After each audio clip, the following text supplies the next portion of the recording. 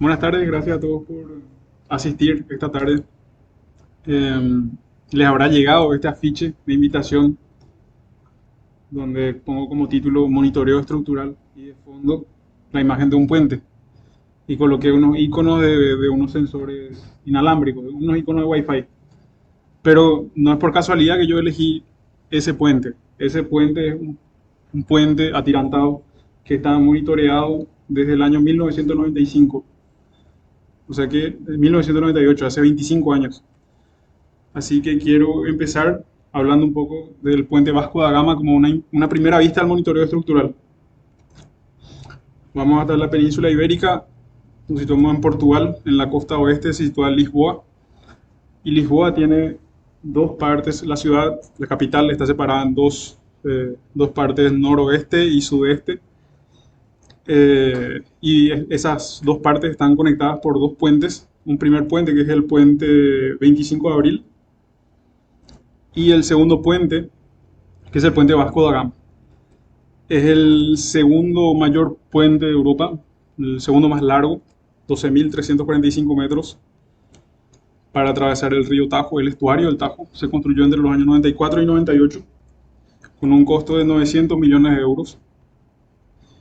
Y al momento de entregar el puente se realizan unas pruebas de recepción, en ese entonces una prueba de carga estática, donde con unos pesos, está una imagen ilustrativa de otra prueba de carga en China, donde con unos pesos bien definidos, en unas posiciones bien definidas, se miden los desplazamientos y también las deformaciones, principalmente deflexiones. Y eso se compara con un modelo numérico del que usualmente disponemos para calcular el puente, ¿verdad? Eh, de la misma manera, en el año 98 se realizaron pruebas de carga dinámica, donde colocando acelerómetros en el tablero del puente, solamente acelerómetros, obtenemos lo que conocemos como parámetros modales, que son las frecuencias naturales, modos normales y tasas de amortiguamiento del puente.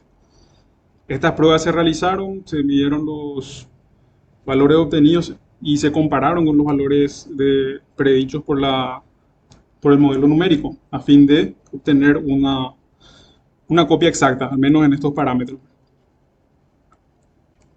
Este puente fue construido por la empresa Lusoponte y fue la concesionaria de- del puente a quien se entregó estos datos de prueba de carga estática y prueba de carga dinámica para iniciar el monitoreo durante la vida útil.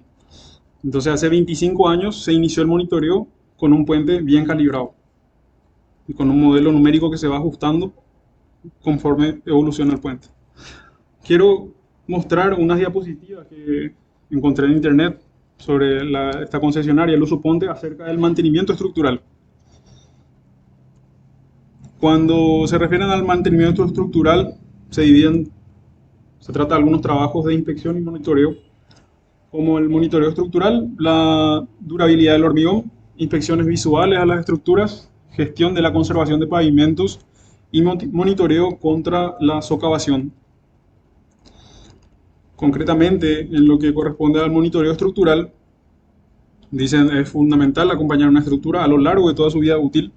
Para eso instrumentan con 324 sensores a lo largo del puente. Eh, y estos sensores recogen automáticamente los datos referentes a acelerómetros, inclinómetros, extensómetros, sonda de temperatura o termocuplas, termopares, sensores de distanciamiento de juntas y estaciones meteorológicas. Todos estos datos se recolectan de forma continua y son transmitidos a la nube, está online.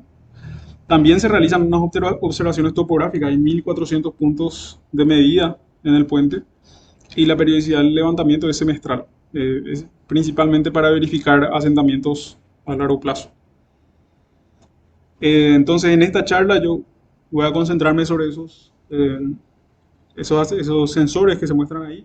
Son los más importantes, ¿verdad? Acelerómetros, inclinómetros, extensómetros. Así que esta charla va a estar dividida primeramente en una introducción, luego una parte central donde voy a hablar de los sensores para el monitoreo estructural en ingeniería civil. Voy a comentar un poco acerca del análisis modal operacional que tiene que ver con lo que podemos hacer con los acelerómetros. Y voy a finalizar con un caso que nos revela la importancia del monitoreo, que es el caso del puente de Río Papaloapan en México. Así que para situarnos en contexto, hoy hablamos de la industria 4.0 como una transformación radical del presente. Retrocediendo en el tiempo, una primera transformación radical se dio hace 9.000 años, hace 11.000 años, mejor dicho, donde esencialmente pasamos de ser cazadores-recolectores a ser agricultores. Con el desarrollo de la agricultura pasamos de ser nómadas a ser sedentarios. Sedentarios cultivando y comerciando con esos productos de la agricultura, más o menos hasta la primera revolución industrial, donde con la invención de la máquina de vapor de James Watt se logra concentrar la energía mecánica para fines industriales. Inmediatamente fueron fines industriales, como por ejemplo el ferrocarril o la locomotora de vapor. Se dio un cambio, una transformación radical también en el uso de la energía. Pasamos de quemar madera a quemar carbón. Y en ese periodo, entre 1840 y 1870, también se desarrolla el petróleo, por consiguiente los combustibles derivados del petróleo. Algo que cambia radicalmente eso es la producción en cadena de vehículos, de motores de combustión interna. Acá en este caso el Ford Modelo T, producido en cadena de ensamblaje. Y la electrificación de ciudades e industrias. Eso cambia completamente el presente de ese entonces. Luego, en 1947 se da la tercera revolución industrial, que también le llaman revolución digital. En el año 1947 se desarrolla el transistor, que nos permite desarrollar dispositivos electrónicos de menor dimensión. O sea, son mucho más eficientes que los tubos de vacío en ese entonces. Y ahí vienen los primeros ordenadores, celulares, teléfonos celulares y brazos robóticos para las industrias. Y hoy hablamos de una cuarta revolución industrial, o industria 4.0, que inicia más o menos en el 2011, donde hoy estamos hablando frecuentemente de inteligencia artificial, Big Data, pero también IoT, que es el Internet de las Cosas. Este Internet de las Cosas, para ilustrar y hacer sentirlo como algo cotidiano, se trata nada más de dispositivos que están conectados al Internet. Entonces, en el caso doméstico, como pueden ver en la imagen a la izquierda, en la casa se puede tener una cámara de seguridad, y esa cámara de seguridad va a transmitir los datos continuamente a nuestro teléfono. Nuestro teléfono, por más que nosotros estemos fuera de la casa, recibe los datos de la cámara y nos muestra en tiempo real esos datos, pero además esa cámara puede tener un sensor de movimiento. Si detecta el movimiento de un objeto, esa cámara va a seguir a ese objeto y nos va a transmitir esos datos. O sea, esa cámara tiene, además del sensor que propiamente la cámara, un sensor de movimiento. Entonces, lo mismo en las industrias. En una industria granelera, por ejemplo, los silos pueden estar instrumentados con sensores de temperatura, de humedad, y esos datos son transmitidos a un administrador mediante una interfaz de usuario. Entonces, lo importante es que estos dispositivos tienen sensores. Y estos sensores, el desarrollo de estos sensores en masa, de que se trata de una revolución industrial propiamente, hace que se abaraten los costos de los mismos. Y esto es muy beneficioso para el monitoreo estructural. Entonces, también el monitoreo estructural hoy está cambiando de rumbo, pasando de redes de conexiones cableadas a conexiones inalámbricas. Entonces, el monitoreo estructural en ingeniería civil, podríamos empezar con una definición sencilla, bien compacta, extraída de Wikipedia. El monitoreo estructural implica la observación y el análisis de un sistema, que ese sistema puede ser un tren, turbinas eólicas, un puente, una plataforma petrolera, y se utilizan mediciones de respuesta muestreadas periódicamente para monitorear los cambios en las propiedades geométricas y materiales. Ahora, para interpretar eso de propiedades geométricas y materiales, tenemos las siguientes diapositivas. De estructuras de ingeniería como puentes y edificios. Entonces, ahí en Wikipedia ya está como ejemplo puentes y edificios. ¿Por qué? Porque todo el campo de monitoreo estructural está en un 40-45% volcado a lo que son estructuras de ingeniería civil. y en un 30% más o menos de las estructuras de la ingeniería aeronáutica. Si empezamos por citar algunas magnitudes monitoreadas, tenemos las directas, que pueden ser vibraciones, deformaciones, desplazamientos, distancias, humedad, temperatura, inclinación y velocidad del viento. Y otras magnitudes indirectas a partir de esas previas, que pueden ser las cargas vivas o las cargas de tráfico, la dilatación de juntas, midiendo las distancias, las tensiones del elemento. Una vez que conocemos las deformaciones del elemento en el sentido mecánico, podemos obtener las tensiones, los parámetros modales de los que había hablado, y el nivel del agua, por ejemplo, desde el fin inferior del tablero hasta la lámina de agua, con un distanciómetro, midiendo distancias. Empezando por el monitoreo de vibraciones, el sensor primordial es el acelerómetro. El acelerómetro triaxial es un pequeño dispositivo. En este caso pueden ver el acelerómetro adosado a la pila de un puente o a una viga metálica. Estos acelerómetros miden aceleraciones en el eje X, Y, Z, en los ejes X, Y, Z. Y además, no nos dan solo la aceleración. Sabemos que a partir de la aceleración no tenemos cambios en velocidades y cambios, con las velocidades tenemos cambios en posiciones. Entonces, en eventos dinámicos se obtiene en el dominio temporal aceleraciones, velocidades y desplazamientos. Luego tenemos el dominio frecuencial, cuando realizamos, por ejemplo, una transformada de Fourier o un algoritmo de identificación de subespacio, obtenemos parámetros modales como frecuencias naturales, modos normales y tasa de amortiguamiento. Entonces, estas magnitudes en el dominio temporal sirven principalmente para monitorear el nivel de vibraciones de una estructura, que puede ser un puente, una pasarela, un estadio, la losa de un gimnasio donde se desarrollan actividades rítmicas, un salón de baile, un salón de fiestas, las fundaciones de maquinaria industrial, maquinaria rotativa esencialmente, una cinta transportadora o un edificio en construcción donde los procesos de excavación pueden afectar a las construcciones aledañas, generando vibración. Generalmente obtenemos señales de este tipo. En el eje X tenemos el tiempo y en el eje Y tenemos la aceleración como tal, en metros por segundo al cuadrado. Y las normas, distintas normas definen los límites, donde superando cierto límite ya es incómodo para la percepción humana, o superando cierto límite ya es dañino para la estructura. Esos límites pueden venir dados por aceleraciones límite, pero también por velocidades límite. Hay normas que trabajan con velocidades, entonces con este mismo dispositivo obtenemos las velocidades. Y en el dominio frecuencial tenemos los parámetros modales. Por ejemplo, una aplicación bien sencilla y muy utilizada es para la ocultación dinámica de tirantes. En un puente atirantado, por ejemplo, conociendo el peso o la masa por unidad de longitud y midiendo la frecuencia natural, medimos primero la aceleración, pasamos al dominio frecuencial, obtenemos la frecuencia, y con esos dos datos podemos obtener la tensión del tirante. Entonces, pues esto es por analogía a la cuerda vibrante que se ve acá en esta imagen. Es muy sencilla, es una formulita directa, entonces este es una aplicación directa de fórmula una vez que tenemos la masa por unidad de longitud y la frecuencia natural. Otro caso de aplicación es el monitoreo de los tres parámetros modales, porque son indicadores de la presencia del daño en estructuras. Hay toda una rama del monitoreo estructural, que es el monitoreo estructural basado en vibraciones, que se concentra en el monitoreo de estos tres parámetros modales. En este caso yo ilustro la forma modal de un puente del que voy a hablar al final.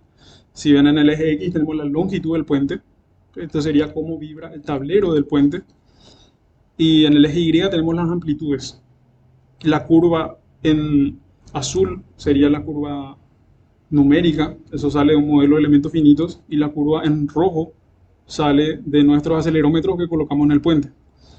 Esta es una manera de comprobar que las mediciones realizadas de esos parámetros modales se ajustan al modelo numérico.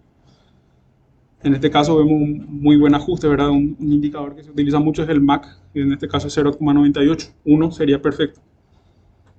Algo importante es que en la curva roja se pueden ver las siglas, son ABT.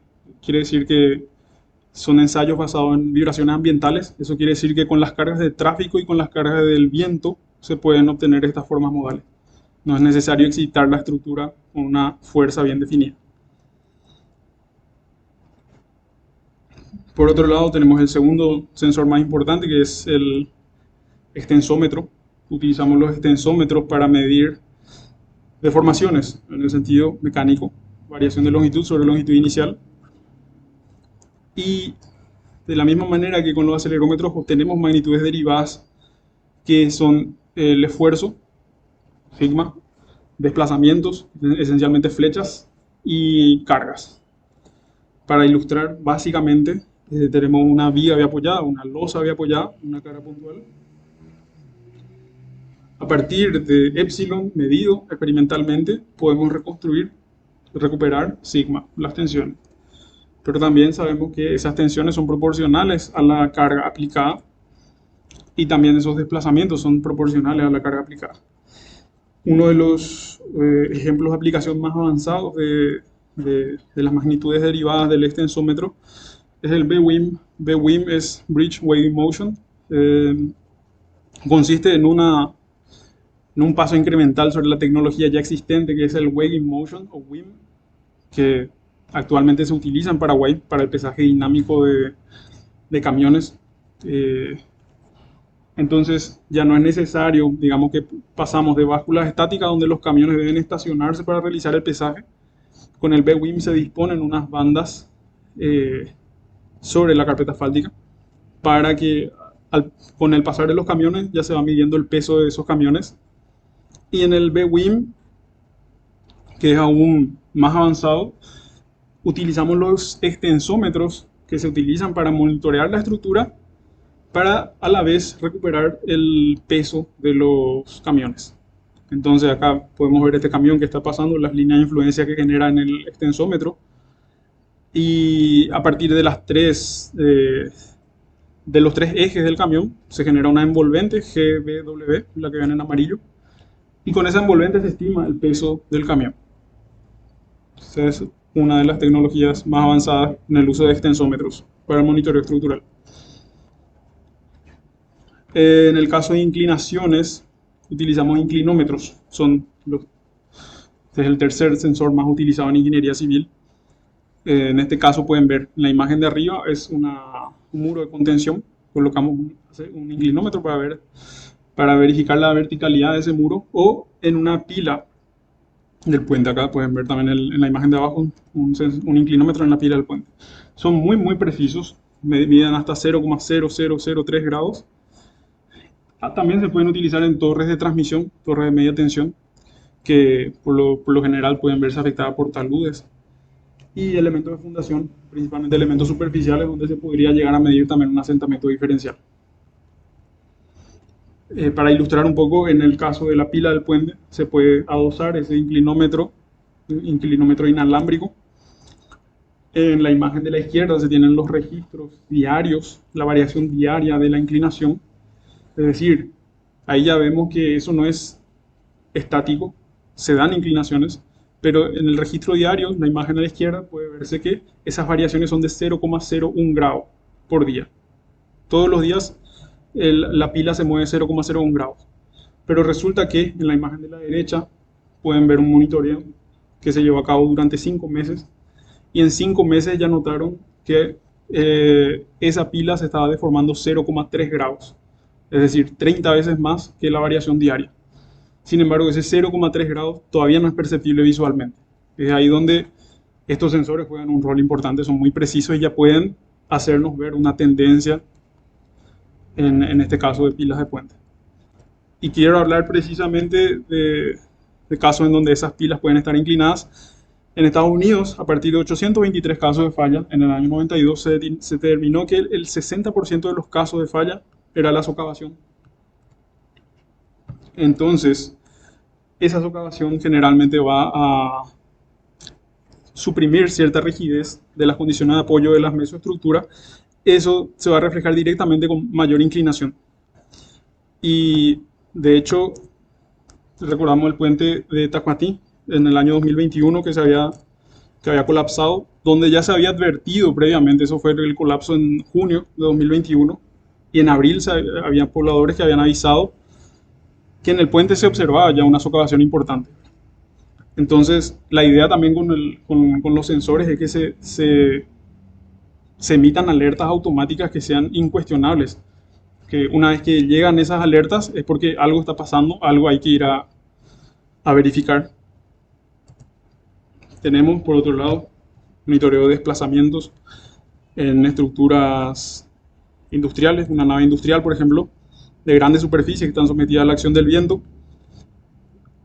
Y en este caso podemos medir esos desplazamientos con sensores láser.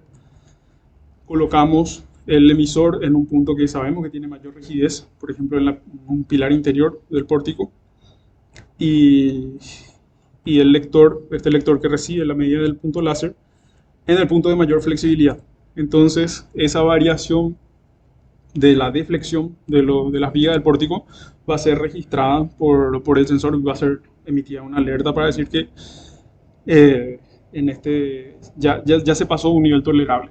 Esto es sobre todo utilizado, puede ser utilizado para cargas de viento, importante para nosotros, pero en otros países para cargas de nieve y granizos también.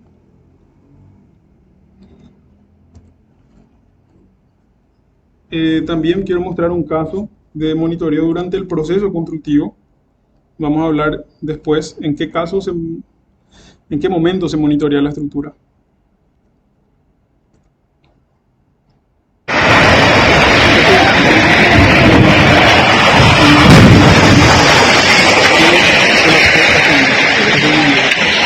Fue la segunda vez que colapsó este puente, con inversiones de 188 millones de dólares, no estaba instrumentado y, por supuesto, habían otros errores que hasta ahora no quedan, no están mediatizados, ¿verdad? Pero desde el punto de vista del monitoreo estructural, para el proceso constructivo de un puente atirantado, se debería monitorear la tensión de los tirantes a medida que vamos incrementando las dovelas del puente, que va avanzando ese volado sucesivo, y además de monitorear la acción del viento con anemómetros y también la ubicación de los tableros a medida que vamos avanzando, ¿verdad? Con GPS o con estación total. Quiero mencionar que este caso yo conocí gracias a un amigo indio que es doctor, está realizando hace más de 14 años ya investigación en el campo de monitoreo estructural y en ingeniería civil, y me comentó que luego de este caso le llaman del departamento, el departamento de las vías concernientes a su región, para pedirle el monitoreo de 6 puentes. Actualmente él está trabajando en el monitoreo de 6 puentes y eso está llevando a cabo con estudiantes de maestría y con estudiantes de doctorado, o sea, es costeado por el gobierno para que la universidad lleve a cabo esos trabajos. Entonces son estos casos donde salta la alarma y aparece el interés por el monitoreo de la estructura para dar un poco más de confiabilidad a esas estructuras. ¿En qué momento monitoreamos? Entonces, cuando se trata de estructuras prefabricadas, la instrumentación puede realizarse desde la salida al taller ya. Cuando, por ejemplo, tenemos un panel de hormigón, una prelosa, donde colocamos acelerómetros, extensómetros, inclinómetros, que van a monitorear el proceso de izaje y de descarga sobre el camión y también de transporte. En esta imagen extraída un artículo muy reciente donde lo que proponen es utilizar sensores desmontables para el monitoreo de estas piezas prefabricadas. Ustedes pueden ver en el eje X 80 minutos de registro, que son los 80 minutos desde que la pieza estaba en el suelo. Ustedes pueden ver las deformaciones son 0 en ese punto. Luego en la banda AL, es la banda de izaje, donde ya se desarrollan ciertas deformaciones, para después en la banda TR, que es donde se descarga la pieza sobre el camión, pero ese camión ya tiene unos tacos de madera para soportar la pieza. Entonces ahí se genera otro estado tensional que también se monitorea Durante la descarga y durante el transporte. Pueden ver que entre 25 y 55 minutos se monitorean esas deformaciones durante el transporte. Se verifica que esas oscilaciones permanezcan en torno a una tensión de equilibrio, digamos. Llega el camión, se estaciona, se monitorea que no se alteran las deformaciones, luego de nuevo el izaje y la descarga al suelo. Esto en el caso de estructuras prefabricadas, pero normalmente el monitoreo se realiza una vez terminada la construcción. Una vez que se vaya a entregar la estructura, ahí se colocan los sensores y ahí se empieza a monitorear por lo que viene, por toda su vida útil de proyecto. Pero otros casos también pueden ser una vez superada esa vida útil de proyecto, porque a veces pueden existir puentes construidos en el siglo XX y que fueron construidos para una vida útil de 60, 70 años en ese entonces, ya están superando esa vida útil. Entonces, como eso ya no sigue la recomendación normativa, se debería instrumentar para ver cómo esa estructura sigue evolucionando a pesar de que le estamos sobreexplotando más allá de su vida útil, incluso con mayores cargas. En el caso de puentes, fue diseñada para ciertas cargas, entonces eso va incrementando con los años y se debería monitorear para verificar el comportamiento. Puede ser también luego de un daño puntual que haya sufrido la estructura y que queremos saber cómo se comporta esa estructura luego de ese daño. Que puede ser luego una modificación estructural no convencional. Había leído el caso de una pasarela donde los peatones se quejaban del nivel de vibraciones y por esas quejas constantes de los usuarios decidieron reforzar ante las acciones dinámicas y colocaron unos amortiguadores en la pasarela. Pero el responsable de esa estructura pidió monitorear durante 5 años para asegurarse de que no se está volviendo al mismo nivel de vibraciones del que antes se quejaba. Entonces, este es otro caso de aplicación del monitoreo. Y finalmente, cuando se desea conocer el comportamiento estructural de una edificación antigua, una iglesia que se construyó hace 200 años con el material de la época, material que actualmente no está en las normas, no sabemos cómo se comporta. Sin embargo, la iglesia está ahí, estuvo ahí 200 años, pero para conocer a cabalidad cómo está evolucionando deberíamos también instrumentar y verificar que eso no está en un proceso de colapso inminente. Finalmente, quiero hablar un poco de costos de monitoreo para cerrar con esta sección. La instalación, la operación y mantenimiento de un sistema de monitoreo estructural para una vida para una duración de 50 años puede estar entre 0,5 a 2% del costo de la infraestructura. Por ejemplo, en un puente de 100 millones de dólares, ese sistema de monitoreo puede oscilar entre 500 mil dólares y 2 millones de dólares. Individualmente, un sensor puede estar entre 1.000 a 3.000 dólares, un sensor inalámbrico. Un sensor inalámbrico transmite esos datos a un sistema de adquisición de datos que puede estar entre 3.000 y 6.000 dólares, alimentado por energía solar, porque usualmente no disponemos de la red de alimentación eléctrica. Y el costo de un software de procesamiento entre 2.000 a 4.000 dólares, que es el software no solo para la visualización, sino para la transmisión de los datos, para establecer las alarmas, las alertas, las notificaciones que se van a enviar por correo o por mensaje, las alertas a las personas correspondientes. Y antes de cerrar con esta diapositiva, quiero mencionar que no abarco en esta charla el tema del ahorro que se puede producir con un sistema de monitoreo. Cuando monitoreamos una estructura en general industrial, digamos una planta industrial que tiene su estructura monitoreada y recibe una alerta de daños menores, la intervención puede ser menor. Entonces la intervención ante un caso muy grave podría ser, por ejemplo, un mes sin operación de la planta. Sin embargo, con un daño menor que ya fue registrado, podría ser 2 días. Entonces, el dinero que se podría ahorrar en 28 días para esa planta industrial es muchísimo mayor que la inversión que se requiere para un sistema de monitoreo estructural. Bueno, quiero hablar un poco del análisis modal operacional. Le estaba comentando del monitoreo estructural basado en vibraciones. Depende muchísimo del ABT, ensayo de vibraciones ambientales, donde utilizamos, como comenté, la acción del viento, los peatones sobre la estructura, gente caminando sobre la estructura, gente bailando sobre la estructura y vehículos, en el caso de puentes, para, con acelerómetros, obtener los parámetros modales. Entonces, cuando obtenemos esas frecuencias naturales, modos normales, tasa de amortiguamiento, damos un seguimiento a esos parámetros, un seguimiento en tiempo real, para ver cómo evolucionan esos parámetros. Para ilustrar muy rápida y básicamente esos parámetros modales, tenemos una señal de vibración, una señal genérica. En el eje Y tenemos las amplitudes de vibración, en el eje X tenemos el tiempo. La frecuencia, sabemos que es la distancia, o sea, cuántas veces nos toma pasar por la posición de equilibrio con una velocidad determinada. Es decir, estamos en cero.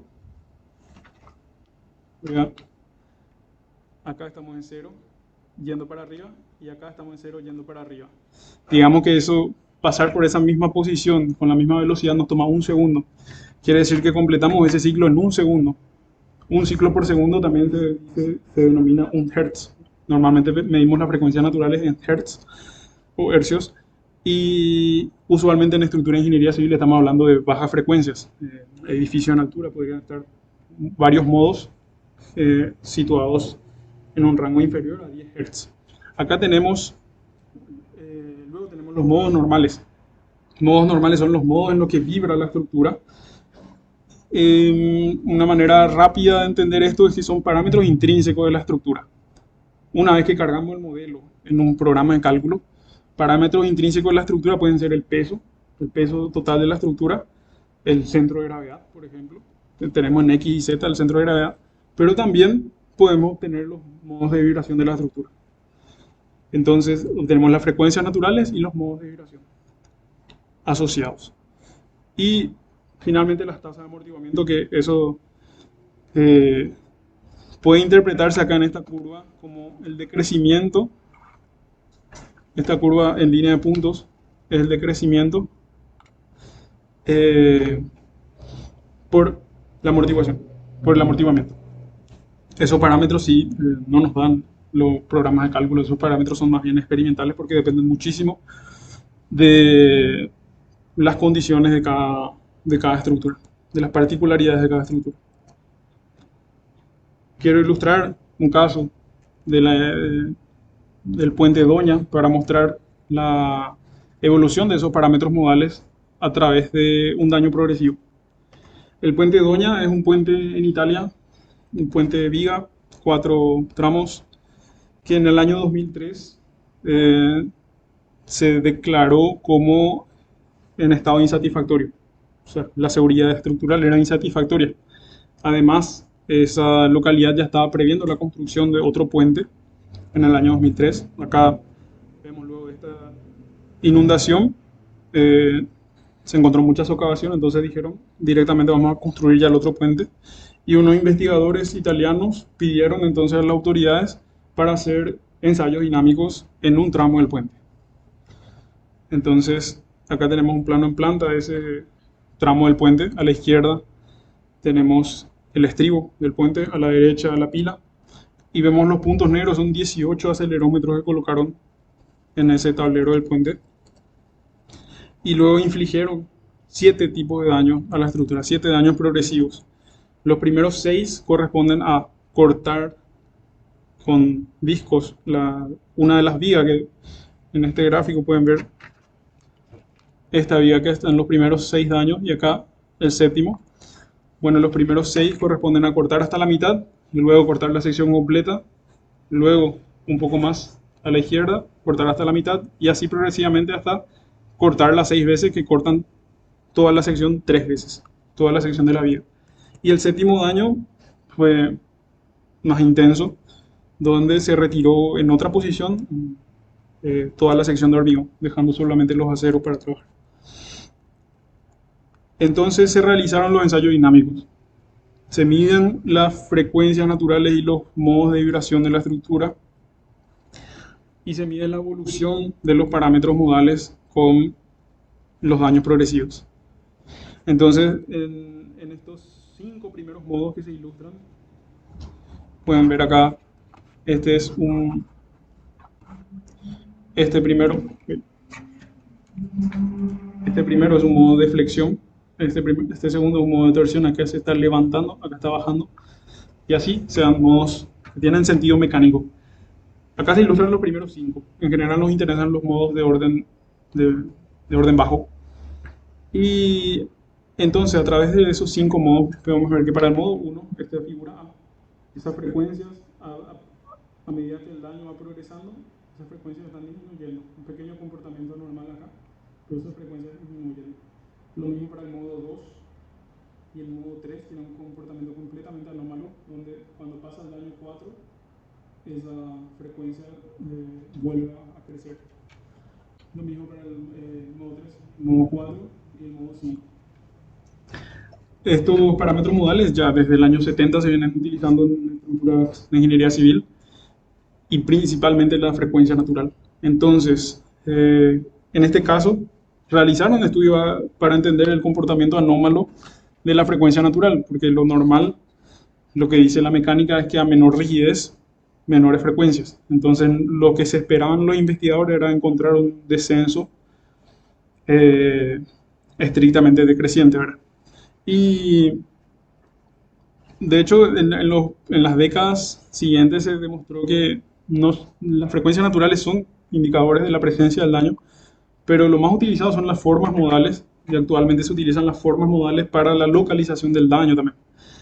Y esas formas modales o modos normales, como dije, pueden también ser convertidas ya en un resultado derivado en curvaturas de la forma modal. Entonces, con las curvaturas de la forma modal, sí puede verse que a partir del primer daño, a partir del primer corte de media sección de la vía, ya se identifica claramente el daño en la vía correspondiente, en la posición correspondiente. Entonces, esas curvaturas de forma modal realmente desde el primer daño ya reaccionan bien y no presentan comportamientos anómalos como las frecuencias naturales. Entonces, para ilustrar un poco esa variación de parámetros modales, pero también la complejidad que a veces viene asociada, los investigadores estaba diciendo que realizaron un estudio de por qué eso vuelve a subir y encontraron que el daño ya era tan grave que afectaba las condiciones de borde en los apoyos del tablero. Entonces, cuando afectan las condiciones de borde, esos apoyos se rigidizan más y entonces finalmente las frecuencias naturales de esa nueva estructura, que por su daño aumenta su rigidez en sus bordes, presenta valores más altos de, de frecuencia natural. Finalmente quiero cerrar con un caso muy interesante que revela la importancia del monitoreo estructural. Es el caso del puente Río Papaloapan. Es un puente atirantado, situado en Veracruz, México, de una longitud de 407 metros y una luz de 203 metros, construido en un año, entre el año 1994 y 1995. Está conformado por 8 semiarpas de 14 tirantes, o sea que hay 112 tirantes en total. Y es el primer puente instrumentado y monitoreado de México. Se inició esta instrumentación y monitorización en 2013.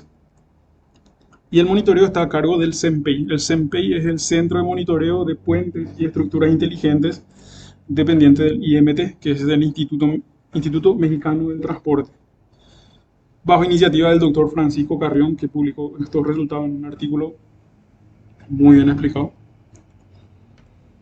Entonces, en 2013 inicia la instrumentación con la colocación de 24 extensómetros, 24 acelerómetros, 8 inclinómetros, un sensor de desplazamiento, 2 cámaras de vídeo, una estación meteorológica y una sismológica.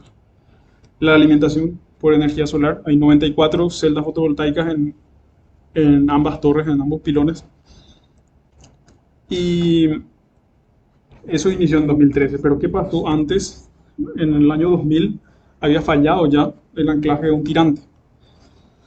Luego de que los expertos vayan a hacer ensayos no destructivos, en particular emisiones acústicas y ultrasonido, inspeccionaron los 112 tirantes y sus respectivos anclajes y encontraron que 16 anclajes estaban en mala condición debido a un excesivo volumen de vacíos que finalmente hacía perder sección útil.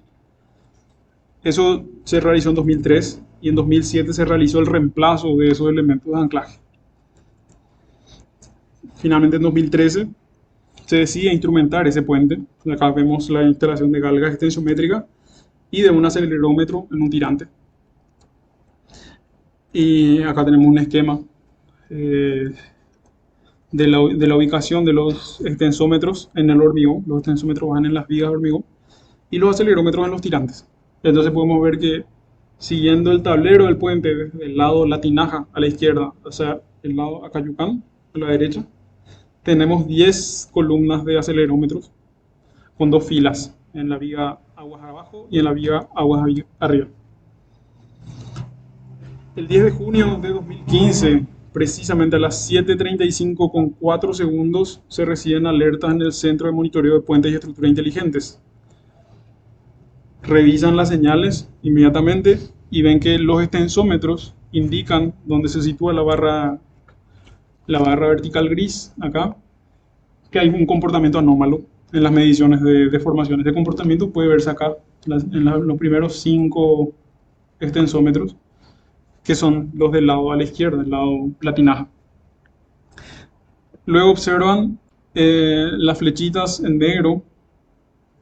Esto es conforme va avanzando en el tablero el vehículo, va generando picos de deformación. Entonces, analizando esto, ellos estiman la velocidad del vehículo.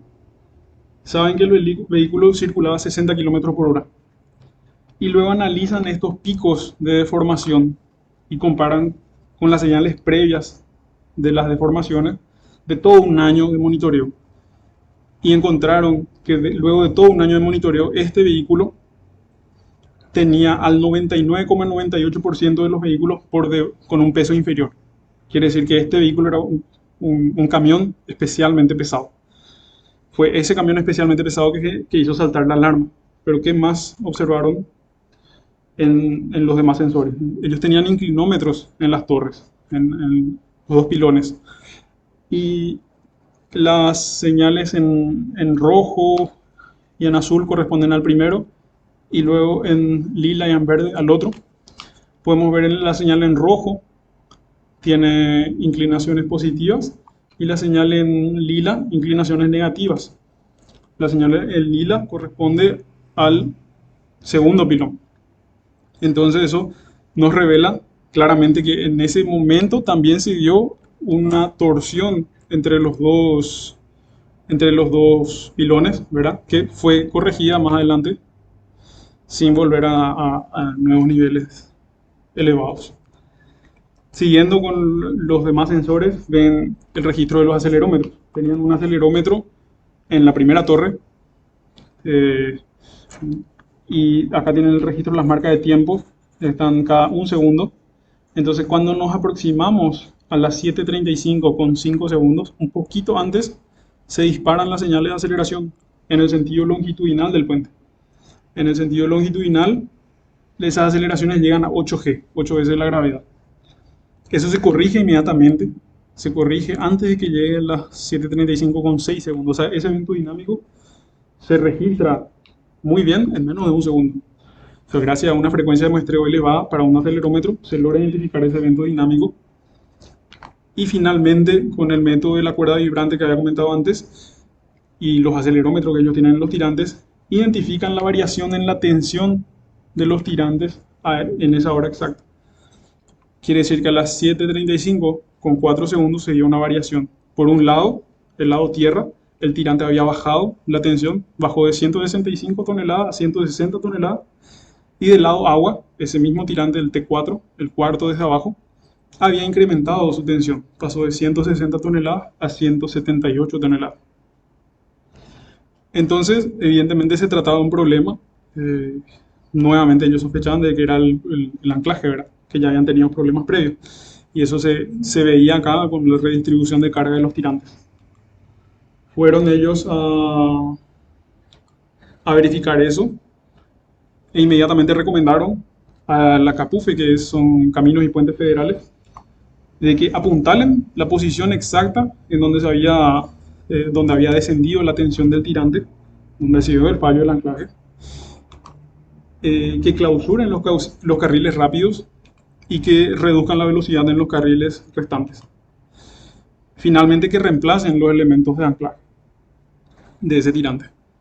Entonces, gracias a que ellos tenían también un modelo numérico bien calibrado, ellos simularon este, este evento del fallo del anclaje en su modelo numérico y determinaron que no se llegaba a tensiones que podían afectar elementos estructurales. Entonces, inmediatamente podían decir de que el resto de la estructura no se vio afectado salvo ese tirante que se desprendió y que había que apuntalar.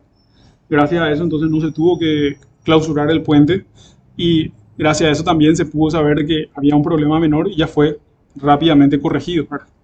Con ese apuntalamiento. Así que este me parecía un lindo caso para compartir. Les agradezco por su atención y si tienen preguntas, estoy disponible.